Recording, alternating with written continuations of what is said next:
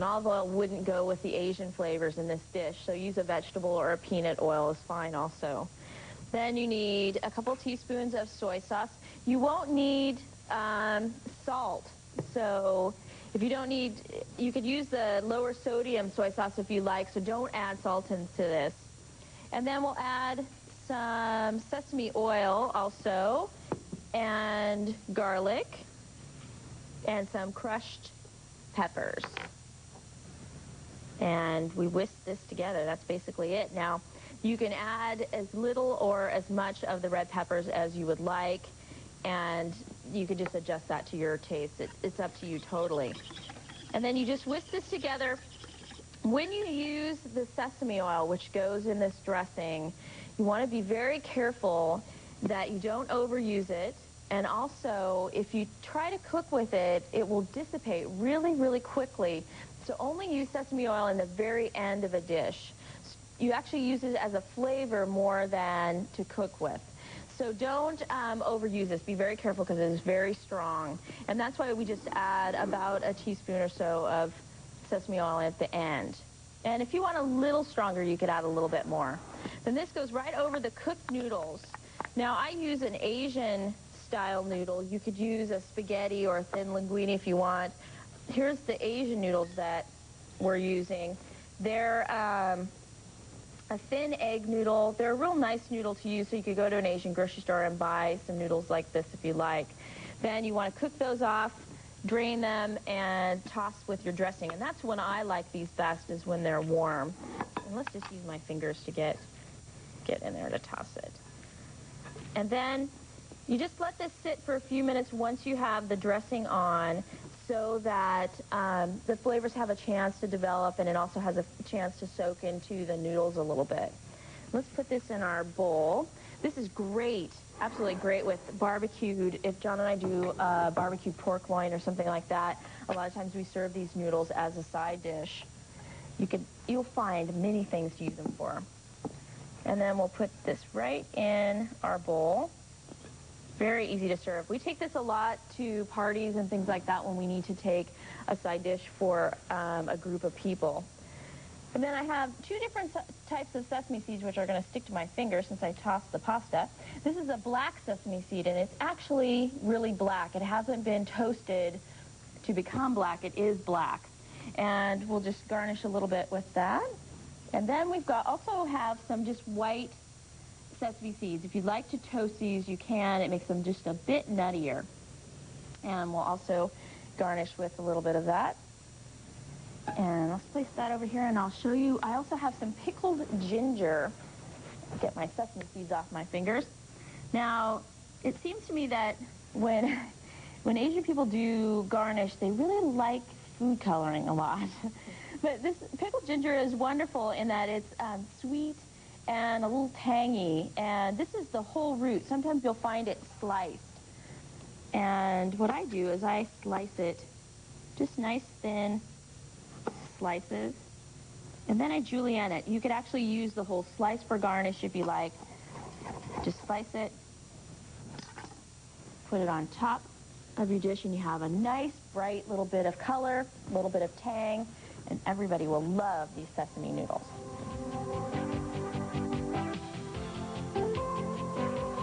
Now for the noodles, you need a ½ pound of dry Asian egg noodles, or you could use spaghetti or any other type of noodle you'd like to. 2 tablespoons of soy sauce. Now I said 2 teaspoons in the recipe, but if you want to cut down the soy, that's fine also. You can do it to taste. 2 cloves of garlic chopped, 1 teaspoon hot pepper flakes, 1 teaspoon of sesame oil. Be careful when you use sesame oil. Don't overuse it, and don't cook with it until the very end. 1/4 cup of vegetable oil. These noodles are so great because you can serve them hot, cold, reheat them the next day. They are very versatile. Next, we'll make soft polenta with roasted herbs.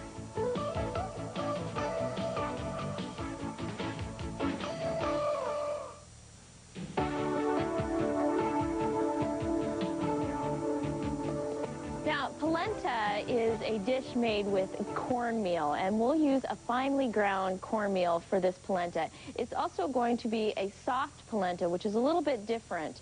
A lot of people make polenta and put it into a form and then either slice it or cut it out and grill it, saute it, or bake it. But this will actually have some movement to it, and I hate to use this analogy, but it'll be somewhat like cream of wheat in the texture, but it will not taste like that, believe me. So to get started, what we need to do is put a saucepan on high heat, and we'll saute 2 cloves of garlic and 2 shallots. And this is the first step in actually pumping up the flavor of polenta. I really feel like most people make polenta, and it's just a little bit too bland for me, and just a little bit too boring, and it doesn't have to be. It can have lots of flavor, it can be very interesting, and then it can be a very versatile side dish. So let's put our garlic and shallots in. And we'll just saute these until we can start to smell the aroma. Also, instead of just putting the stock right in, this will help to get rid of any off flavors or any strong flavors before we add the stock. And we'll add 2 cups of stock. Now, it's important to use stock and not water. This is a chicken stock, so you could either use 2 cups of chicken stock or a vegetable stock. But if you use water, it's just not going to have the same flavor or the same depth of flavor than if you were using a stock. So if you want to keep this vegetarian, go ahead and just make a vegetable stock. Now you want to turn this up to high heat, and we'll wait till this comes to a boil, and then we'll stir in the cornmeal. Now, it's very important when you stir in the cornmeal that you do this slowly and carefully. This is sort of the only time when you can mess this up. And that's because if you try and just dump the cornmeal in, it can lump up, and those lumps will never cook, and they'll just have an awful texture to your cornmeal, your polenta. The cornmeal will be these little balls in your dish, and it will not be nice. You want it to have a nice creamy texture to it. Now, it's just starting to come to a boil on the side, and what I do is I start to whisk a little bit just to start getting some movement in the stock, and then I sprinkle a little bit of the cornmeal in, stop for a minute, let that get incorporated, let it start to cook a little bit, and then sprinkle again. It's better if you do this from like a measuring cup like I am, rather than directly from the box or the bag, because you have more control over it this way. And you just want to keep sprinkling and stirring. And then we'll let this cook. Now, it looks fairly watery here, but actually this will cook and get thicker and thicker and thicker. And since this is a very finely ground cornmeal, we really don't have to cook this for a long amount of time. Now, you can get a coarser ground cornmeal, and you will have to cook it a little bit longer. But you can see it's already thickening up. It gets thick very fast. It's important that you keep stirring the polenta so that it doesn't stick on the bottom. Once it really starts to go, which this is right now, I'll turn the heat down quite a bit, just so I have a little bit more control over it. Now, as polenta cools and sits in your dish when you go to serve it on the table, it will stiffen up. So that's why I'm adding a little bit of cream to keep that texture so that even as it cools, it still has a nice texture to it. And a little bit of cheese, not only for texture, but also for flavor. So this is getting a nice thickness. To me, what it looks like is a little bit runny mashed potatoes. So if you made your mashed potatoes a little too watery, that's what this would look like. And I'll add about a 1/4 cup of heavy cream and about 1 ounce of very mild soft goat cheese. Now, if you want to use Parmesan cheese, if you want to use a mild Jack cheese, you could do that also. And I'm just going to let that cook for just another minute. Just got rid of this. Just to melt the cheese. And I'll show you the texture on this. You have this really nice, creamy texture in here. And that's a nice texture for the polenta because it will keep getting thick. We're going to add one more thing to this, though. So let's pull this off the heat, and I'm going to put another pan on the heat and turn the temperature on high while I give this another stir. There's a couple lumps of goat cheese in here that I want to make sure and smooth out. And you can just keep this off to the side, leave it on a burner that's been turned off. Now what we'll do is we're going to roast the herbs that will go into the polenta, and I always do this at the very end. So you want to take about a tablespoon of unsalted butter. And you want to always use unsalted butter because they have to use the freshest cream when they make unsalted butter because they can't hide the impurities with the salt. So you know you're getting actually the best product you can buy. And if you think that it's going to go bad, if you're not going to be able to use it fast enough, you can always freeze it and then take a cube out as you need it. Now, for the roasted flavor and the nice toasty flavor, we're actually going to let the butter go a little bit farther than we usually do, just so it starts to turn brown. And what that will do is it'll give it a nice nutty flavor, but this is where you have to be careful because you cannot walk away from this. If you walk away from this, you could come back and there may be just burnt butter there. So it's already starting to brown along the edges here.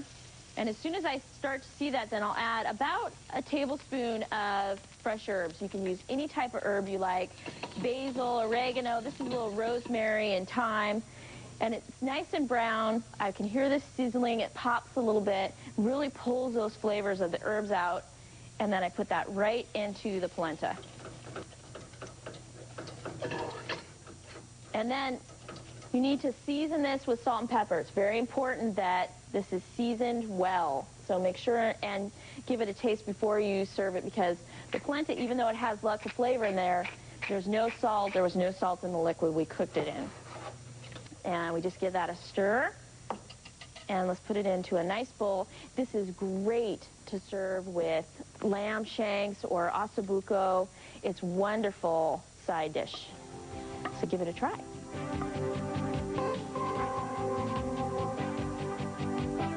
For the polenta, you'll need 1 teaspoon of olive oil, 2 cloves of garlic chopped, 2 shallots chopped, 2 cups of chicken or vegetable stock. Now, I would prefer you to use actually a canned chicken or vegetable stock rather than using water.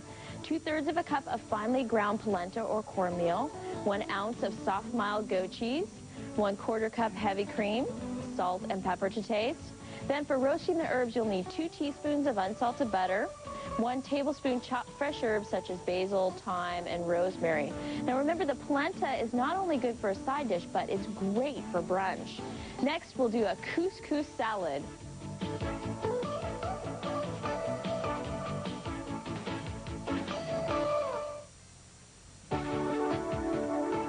Now back to Caprial's Cafe.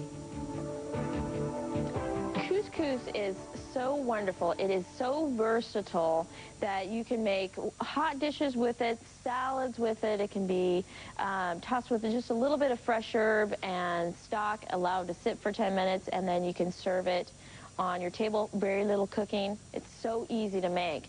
And what couscous is actually a pasta. A lot of people get confused and think that couscous is a grain, but it's a Moroccan pasta, and it's so simple to make. This is about 1.5 cups of couscous, and then I have 3 cups of stock on that's boiling. I'm going to put a pinch of saffron in for both flavor and color. And if you want to make this vegetarian, you can use a vegetable stock or use chicken stock also. And you just want to bring that to a boil. You don't have to let it cook for any length of time. And you just pour that right over the couscous. So that was very difficult, wasn't it? And we just put the lid right on. And we'll let this sit for about 10 minutes. And what happens is when it sits for 10 minutes, it looks like that. And it's very solid, and you have to break it apart with your fork. So you just kind of flake it with your fork to break it apart. And you can serve this, you can let it sit and get cold, that's fine, and then break it apart the next day. You can serve it warm by just fluffing it a little bit and then seasoning it. Very easy to use. I really like couscous a lot. But make sure that it has enough seasoning or enough flavor in it. We're going to make a salad for this, which is perfect under grilled fish or with any type of grilled meat dish.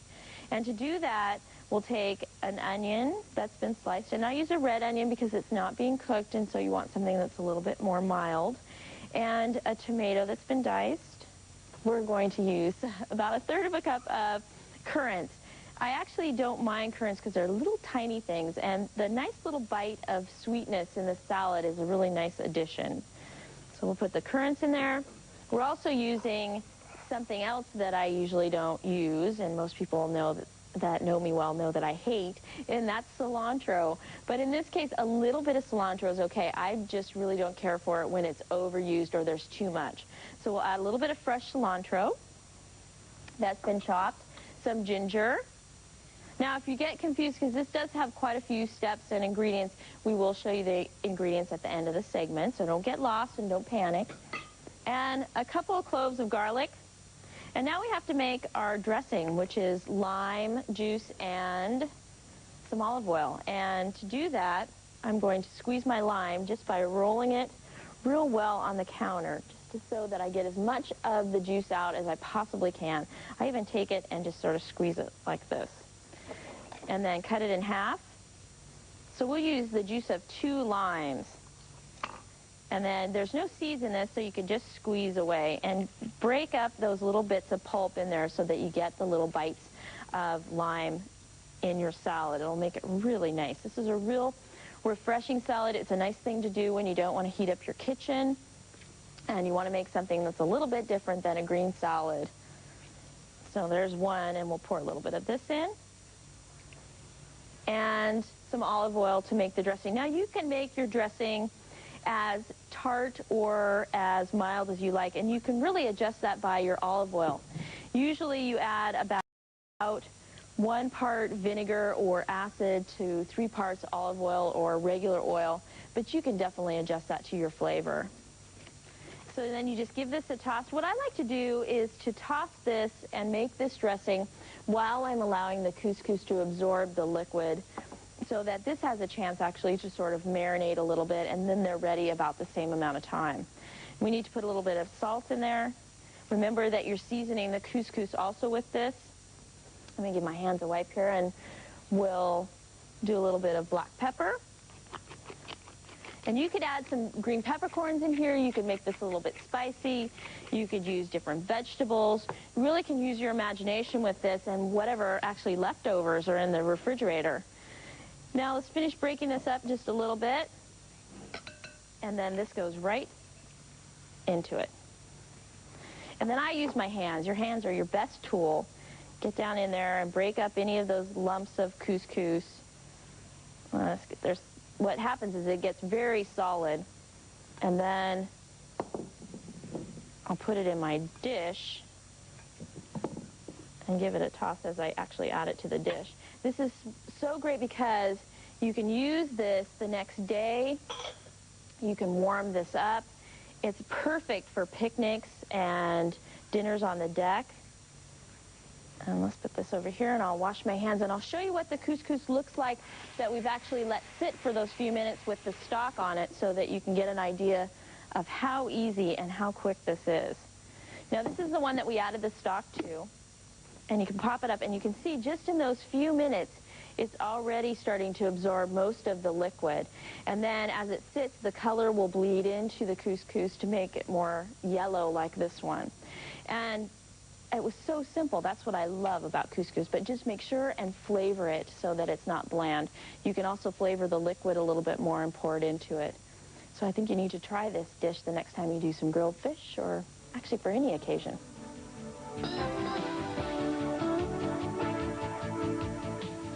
For the salad, you'll need 3 cups of chicken or vegetable stock, a pinch of saffron, salt and black pepper to taste, 1½ cups of couscous, 1 medium red onion julienne, 2 cloves of garlic chopped, 1 large tomato that's been seeded and diced, 1 teaspoon chopped fresh ginger, 1/3 of a cup of currants, 1 tablespoon chopped fresh cilantro, the juice of 2 limes, 2/3 of a cup of olive oil, and salt and black pepper to taste.